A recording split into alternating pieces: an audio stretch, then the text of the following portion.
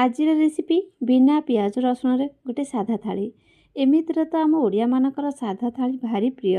चलतु आज बिना पियाज रसुण गोटे साधा थाली रे नहीं जाइली जह्नी आलू पुस्तकर तरकारी। नमस्कार, दीप्तिस फूड स्टूडियो को आपण मानक अनेक अनेक स्वागत।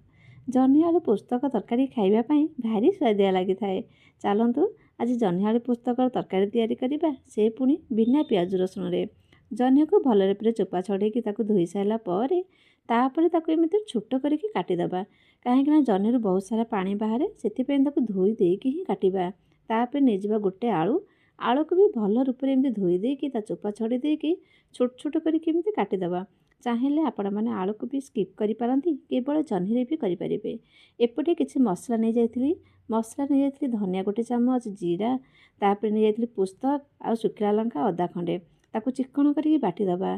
तापर जो करी भल रूप गरम हो आसो पकईदा टिके सोरिष तेल, जीरा, तेजपत्र खंडे पकई देकी टिके गरम हो सारा पर तापर काटिकी रखिथिबा टिके टमाटो पकई देकी टमाटो को हल्का भाजीदेबा।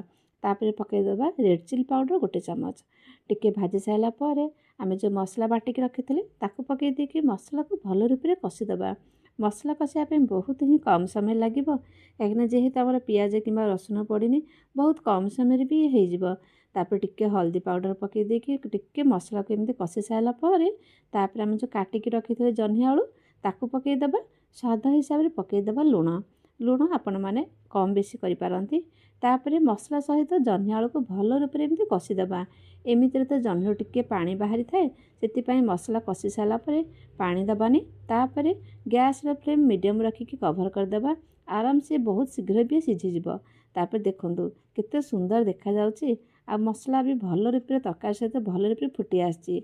आलू भी आमर भल रूप में सीझी आसी। रेडी होगला जह्नी आलू तरकारी बिना पियाज रसुण तरकारी। आपण मैंने निहाती ट्राए करंतु। आ मो सहित आपण मानकर अनुभूति की शेयर करंतु। रहुची, नमस्कार।